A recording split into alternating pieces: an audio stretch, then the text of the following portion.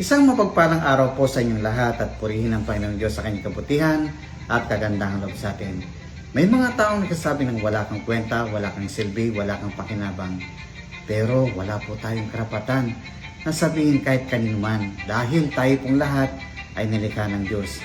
Ayon po sa mga awit, Kabanatang 8, talatang 4 hanggang 6, ano ba ang tao upang iyong pahalagahan o ang anak ng tao upang iyong pangalagaan? Nilikha mo siyang mababa sa iyo ng kaunti. Pinustos mo siya ng dangal at ng luwalhati.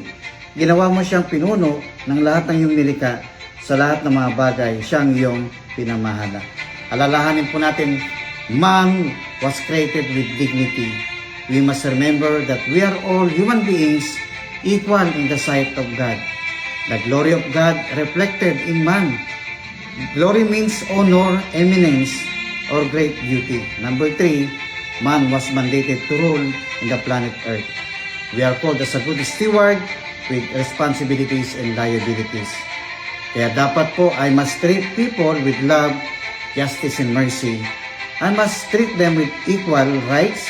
I must do my duties and responsibilities.